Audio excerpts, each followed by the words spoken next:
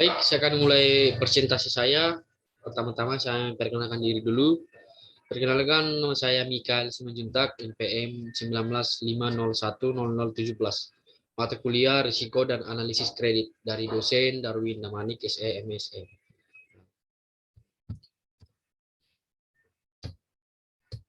Saya membawakan sini bab 2 yaitu regulasi perbankan terkait manajemen risiko. Di sini tujuan pembelajarannya ada tiga, yaitu pertama memahami fungsi utama modal pada perbankan, yang kedua memahami kerangka dari Basel 1, Basel 2, dan Basel 3, yang ketiga memahami peraturan Bank Indonesia khususnya menyangkut manajemen risiko untuk bank umum. Fungsi modal pada bank yaitu aktivitas utama bank adalah mengumpulkan dana masyarakat, kemudian menyalurkan dana tersebut pada pihak yang membutuhkan dana, antara lain penguasa yang ingin membangun fasilitas usaha.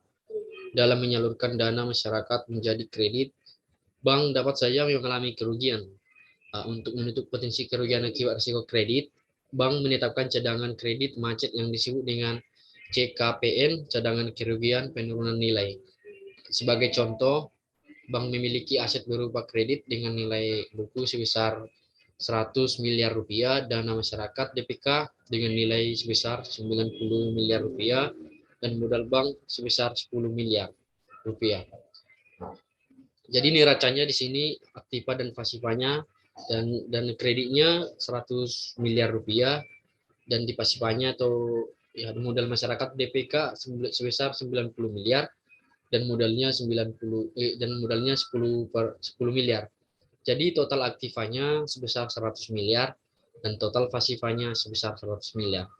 Apabila sebagian kredit bank mengalami permasalahan, misalnya menyebabkan kerugian bank sebesar 5 miliar, maka aktiva dan modal bank akan berkurang sebesar 5 miliar, sehingga modal akan menjadi 5 miliar dan dana masyarakat belum terganggu. Maka neraca bank akan menjadi sebagai berikut, yaitu aktivanya kredit sebesar 95 miliar rupiah, dan pasifanya DPK atau modal masyarakat sebesar 90 miliar rupiah, dan modalnya 5 miliar rupiah, maka total aktivanya 95 miliar rupiah, total pasifanya 95 miliar rupiah. Apabila kredit bank yang macet bertambah lagi sehingga bank mengalami kerugian lagi sebesar 7 miliar rupiah, maka modal bank yang sebesar 5 miliar rupiah tidak akan mencukupi untuk menutup kerugian, sehingga dana masyarakat yang tidak dapat dibayar bank sebesar 2 miliar rupiah, dan neraca bank akan menjadi sebagai berikut, yaitu aktiva kreditnya sebesar 88 miliar rupiah, pasifanya DPK atau modal masyarakatnya sebesar 88 miliar rupiah, modalnya tidak ada, maka total aktivanya sebesar 88 miliar rupiah, total pasifanya 88 miliar rupiah. Untuk melindungi dana masyarakat, regulator mengatur bahwa bank harus menjaga tingkat modal minimum sebesar 8% dari ATMR atau aktiva tertimbang menurut risiko, dan tambahan modal atau ADTON sesuai kebijakan regulasi yang berlaku. Regulator dapat melakukan penutupan bank apabila tingkat modal yang dimiliki bank berada di bawah tingkat minimum yang ditetapkan agar penyimpanan dana dapat terlindungi. Yang kedua adalah Basel Commitment Banking Supervision atau BCBS. Agar regulator di setiap negara tidak membuat aturan sendiri-sendiri, maka regulator di berbagai negara membentuk kerjasama antar bank sentral dunia, dibentuk pada tahun 1930, yang menjadi embrio terbentuknya The Bank of International Settlement atau BIS, yang berkantor di kota Basel, negara Swiss. Basel Committee on Banking Supervision yang dibentuk pada tahun 1974 oleh para gubernur bank sentral dari negara-negara yang bergabung dalam Group of Ten atau G10, bertujuan menyusun dan menetapkan berbagai standar aturan bagi industri perbankan, agar perbankan yang beroperasi secara internasional mempunyai aturan yang seragam. Dari tujuan fundamental dari ketentuan Basel I pada tahun 1988 yang ditetapkan oleh Basel Committee adalah sebagai berikut, ada dua, yaitu memperkuat kerangka dasar dan stabilitas atas dasar sistem perbankan internasional, Dan yang kedua, menciptakan kerangka dasar yang konsisten dan tidak memihak bagi bank-bank di berbagai negara dengan sumber daya berbeda yang aktif menjalankan kegiatan operasional perbankan secara internasional. Kerangka dasar tersebut dari hasil dasar kerangka dasar tersebut diharapkan dapat menjadi acuan dalam menjalankan kegiatan secara internasional. Basel 1 tahun 1988, saya akan menerangkan Basel 1 tahun 1988. Pada tahun 1988, BCBS mengeluarkan suatu ketentuan pemodalan yang lebih dikenal dengan D198 Accord Basel 1. Basel 1 mengatur bahwa bank harus menyediakan modal untuk menutup risiko kredit dengan mensyaratkan standar modal minimum sebesar 8% dari aktiva tertimbang menurut risiko ATMR. Eksposur kepada nasabah dengan segmen yang sama atau seperti eksposur kepada semua nasabah komersial akan memiliki persyaratan modal yang sama tanpa memperhatikan perbedaan pada besar kredit maupun pembayaran kredit ataupun risiko yang dimiliki oleh masing-masing individu nasabah. Yang kedua yaitu amandemen Basel 1 terjadi pada tahun 1996 atau sering juga disebut dengan Basel 1.5. Sejalan dengan perkembangan instrumen keuangan dan usaha bank yang semakin kompleks, aktivitas bank dapat terekspos terhadap risiko pasar. Untuk itu diperlukan penyedia modal yang cukup untuk mengcover potensi kerugian akibat risiko pasar. Dan pada tahun 1996, BCBS melakukan amandemen terhadap Basel 1 yang disebut juga dengan Basel 1.5 yang selain risiko kredit, sekarang bank juga perlu menyediakan modal untuk menutup risiko pasar posisi trading book, yaitu posisi bank yang dimaksud untuk tujuan diperdagangkan untuk memperoleh laba. Di samping itu, Basel 1.5 juga menambahkan komponen neraca yang dapat dimasukkan sebagai modal bank, yaitu modal pelengkap tambahan yaitu tier 3 yang dapat digunakan hanya untuk menutup risiko. Perhitungan risiko pasar dalam kebutuhan permodalan bank dapat dilakukan dengan metode standar atau standar method atau menggunakan model inter model. Yang ketiga adalah Basel 2 tahun 2004. Setelah terjadi krisis keuangan Asia pada tahun 1998, BCBS menyempurnakan kerangka permodalan pada Basel 1 dan mengeluarkan konsep perhitungan kebutuhan modal yang lebih dikenal dengan Basel 1, Basel 2. Basel 2 dibuat berdasarkan struktur dasar dari Basel 1 juga, namun memberikan kerangka perhitungan modal yang bersifat lebih sensitif terhadap risiko. Selain itu, Basel 2 juga memberikan insentif terhadap peningkatan kualitas penerapan manajemen risiko di bank. Apabila pada Basel 1, bank harus menyediakan kecukupan modal untuk menutup risiko kredit dan risiko pasar. Maka pada Basel 2, kebutuhan modal menutup risiko kredit dan risiko pasar. Maka pada Basel 2, kebutuhan modal ditambah dengan kebutuhan modal untuk menutup risiko operasionalnya. Selain itu, Basel 2 juga memperkenalkan konsep baru yang disebut dengan sistem 3 pilar. Ya, di sini saya sudah membuat 3 pilarnya, yaitu pilar yang pertama adalah kecukupan penyediaan modal minimum. Pilar yang kedua adalah proses pengawasan implementasi manajemen risiko bank. Dan pilar yang ketiga, disiplin pasar atau ketentuan mengenai keterbukaan informasi atau yang disebut dengan transparansi. Dan demikianlah berikut yang saya buat yaitu Basel 3, Basel 2 memiliki 3 pilar, yaitu pilar yang pertama minimum kapital, pilar yang kedua supervisory review process, pilar yang ketiga market discipline disclosure. Pilar yang pertama, saya akan menerangkan pilar yang pertama. Pilar yang pertama, Basel 2 merupakan pengembangan dari Basel 1 tahun 1988 yang mengatur tentang perhitungan modal minimum untuk menutup risiko kredit, risiko pasar, dan risiko operasional. Perhitungan modal untuk menutup risiko operasional merupakan tambahan yang sebelumnya tidak dibahas dalam Basel.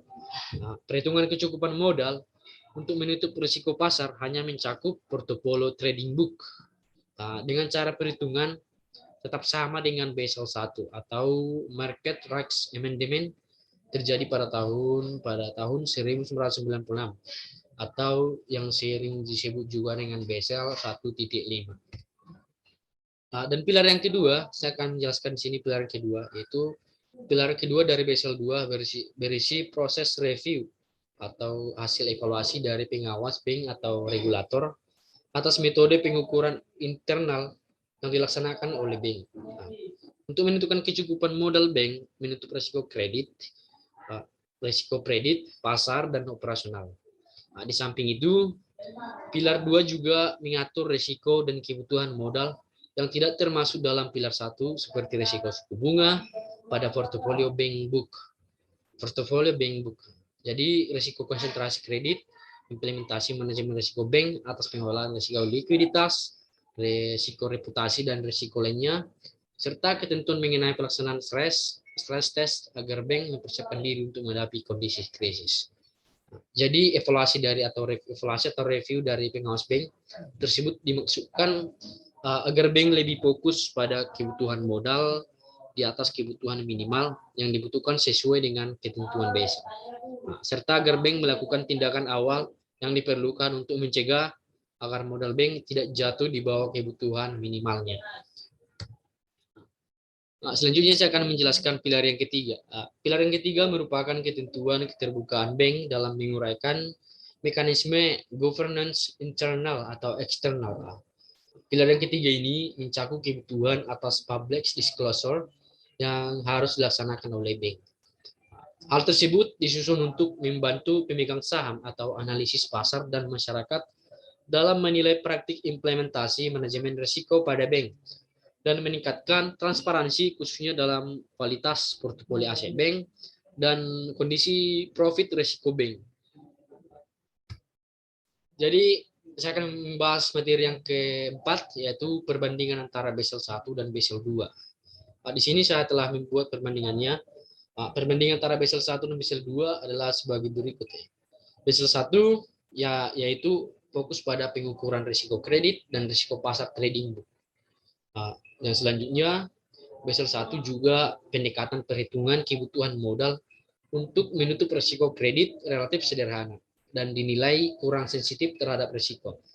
Sebagai contohnya di sini saya buat bobot risiko untuk semua kredit komersial akan sama walaupun mempunyai exposure berbeda dan mempunyai kualitas kredit yang berbeda juga. Selanjutnya di sini Basel 1 juga menggunakan satu ukuran untuk semua risiko yang dihadapi bank. Dan kebutuhan modal yang sama digunakan untuk berbagai jenis dan ukuran bank. Baru perbandingan yang kedua juga ada di sini Basel 2. Basel 2 fokus terhadap perluasan menjadi risiko kredit, risiko pasar, dan risiko operasional. Dan Basel 2 juga fokus pada metode internal pada pengukuran risiko, walaupun tetap menyediakan metode perhitungan dengan metode standar atau metode yang sederhana juga. Metode pendekatan internal memang lebih kompleks, namun memiliki tingkat sensitivitas yang lebih tinggi terhadap risiko. Basel 2 juga penggunaan atau metode internal bersifat fleksibel dan dilakukan sesuai dengan kebutuhan banknya. Yang materi yang kelima di sini akan saya bahas yaitu Basel 2.5 setelah dari tadi Basel 1.5.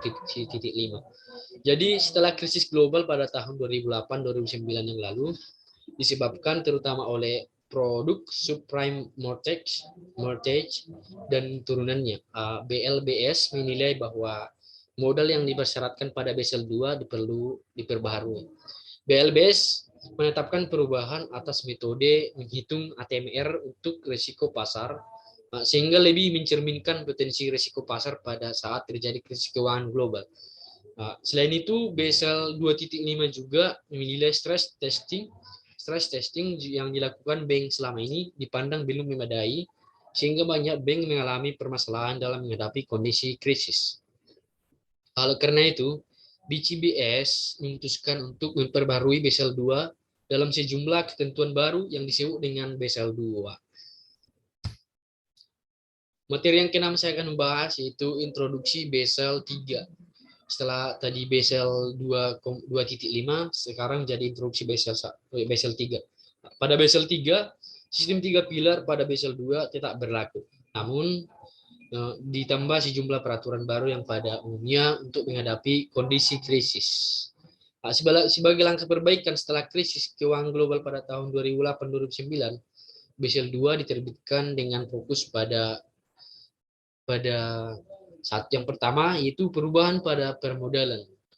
Yaitu ada 3 bagian di sini, yaitu perubahan pada definisi modal yang lebih fokus pada modal inti atau core capital. Nah, yang kedua, kewajiban menyediakan tambahan modal inti sebagai buffer atau cadangan modal. Dan yang ketiga, ketentuan baru mengenai leverage ratio.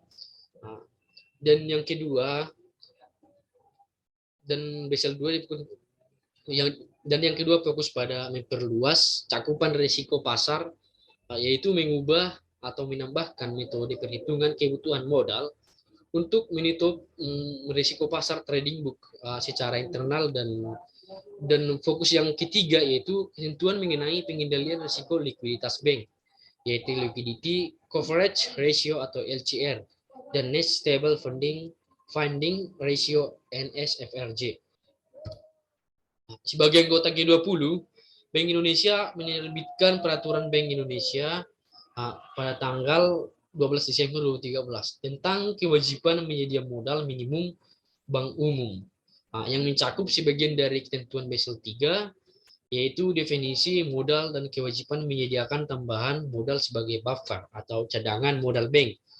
Selanjutnya, Otoritas Jasa Keuangan akan menerbitkan ketentuan mengenai ketentuan Basel 3 lainnya seperti leverage ratio, LCR, dan SFR. Di sini ada definisi modal. Pada Basel 2 yang dapat diperhitungkan sebagai modal bank pada perhitungan KPMM adalah modal tier 1, modal tier 2, dan modal tier 3, di mana modal tier 2 dapat digunakan maksimum sebesar 50% dari total modal tier 1 dan tier 2. Dan pada Basel 3, tier 3 tidak lagi diakui sebagai komponen modal, dan modal tier 2 menjadi maksimumnya sebesar 25% dikurangi 25% dari total modal tier 1 dan tier 2. Dengan peraturan baru ini, maka jumlah modal yang dapat digunakan pada umumnya akan lebih kecil apabila dibandingkan dengan jumlah modal yang dapat digunakan pada Basel 1 sebelumnya. Yang kedua, perhitungan ATMR risiko pasar. Basel 2 dikeluarkan sebagai reaksi atau permasalahan yang terjadi pada industri perbankan yang memiliki banyak posisi derivatif dengan aset dasar subprime mortgage. Ketiga bank harus menambah ATMR untuk risiko pasar sehingga memerlukan modal yang lebih besar apabila dibandingkan dengan modal yang diperlukan dengan sesuai regulasi pada Basel 2 sebelumnya. Jadi yang ketiga di sini KPMM lebih besar dari 8%. Yang artinya pada Basel 2 kebutuhan modal minimum adalah 8% dari ATMR. Pada Basel 2 ini, bank diwajibkan menambah modal dengan modal tier 1 yang disebut dengan the capital conservation buffer sebesar 2,5%. Sehingga total modal minimum menjadi 10%, 10,5%. Buffer ini diperlukan agar pada saat terjadi krisis, bank diharapkan dapat bertahan sekitar 3 bulan sesuai ketentuan Bank Indonesia. Ketentuan ini hanya berlaku bagi bank dengan modal di atas sebesar 5 triliun rupiah. Yang keempat, leverage ratio. Leverage ratio merupakan rasio yang baru pada Basel 1. Untuk menentukan leverage ratio, bank membagi modal tier 1 dengan jumlah total aset bank baik on balance sheet maupun off balance sheet tidak diberikan bobot risiko. Leverage ratio ditetapkan minimal sebesar yaitu 3%. Dan yang kelima, liquidity ratio. Liquidity ratio yang terdiri dari NCR atau liquidity coverage ratio atau rasio jangka pendek, dan NSFR, net stable funding ratio, yang merupakan cadangan likuiditas jangka panjang. Kedua risiko tersebut minimal 100%. LCR adalah jumlah aset liquid dibagi dengan aset cash of outflow selama 30 hari pada saat terjadi krisis. Jadi NSFR adalah jumlah dana yang dinilai stabil dibagi dengan kebutuhan dana stabil. Dan Basel 2 memberikan secara rinci definisi dari parameter yang digunakan pada pada ECR dan NSFR. Nah, selanjutnya saya akan membahas peraturan Bank Indonesia. Nah, peraturan Bank Indonesia yaitu implementasi manajemen risiko diatur dengan PBI nomor 15 tanggal 12 Desember 2013 tentang kewajiban penyediaan modal minimum dan SEBI DPNP tanggal 27 Desember 2012 tentang kewajiban penyediaan modal minimum atau KPMM sesuai profit risiko dan pemenuhan capital equivalency Monchengchet SS atau CIMA. Nah, KPMM Bank tergantung dinilai rating profit risiko in net risk rating sebagai berikut. Nah, NRS rating 1 sampai 5 ini yang di net risk ratingnya yang ke-1 rating 1 sebesar 8% dan di next risk rating 2 minimum CAR-nya sebesar 9% sampai atau lebih kecil dari 10%. Dan net rating 3 10% sampai atau lebih kecil dari 11%. Dan net rating 4 sebesar 11% sampai atau lebih kecil dari 14%. Dan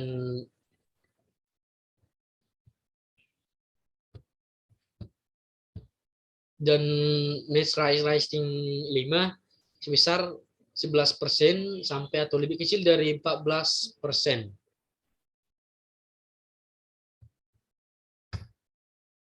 Jadi KPMM adalah jumlah modal dibagi dengan ATMR atau akibat tertinggi menurut risiko.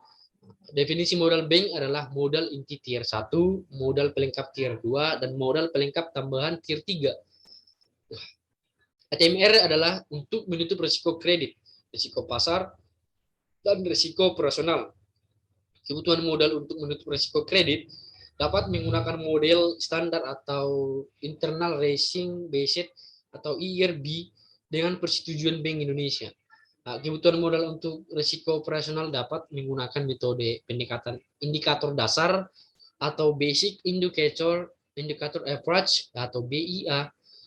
Bank juga dapat menggunakan metode standardized approach atau SR atau advanced measurement approach atau AMA dengan persetujuan Bank Indonesia. Untuk kebutuhan modal, untuk risiko pasar, bank dapat menggunakan model standar.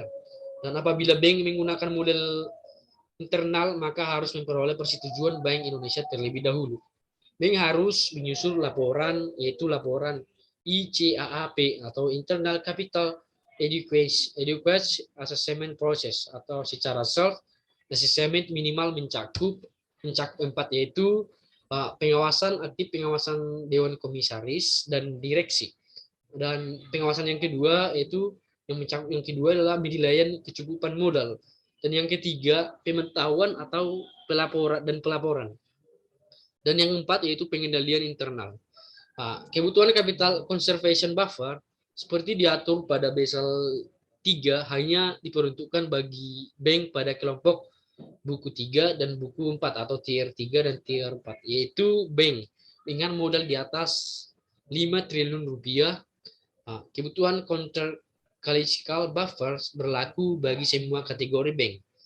Kebutuhan modal untuk bank sistemik DSIB atau domestic system important banks ditetapkan bagi bank yang dinilai sistemik oleh regulator sebesar 1% sampai 2,5%.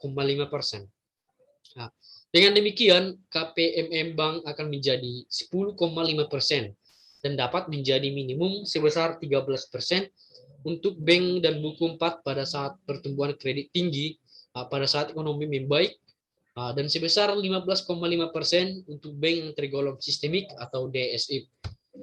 Jadi sekian hasil presentasi saya. Jika ada kesalahan dalam menyampaikan materi, kurang lebih saya minta maaf. Sekian dan terima kasih.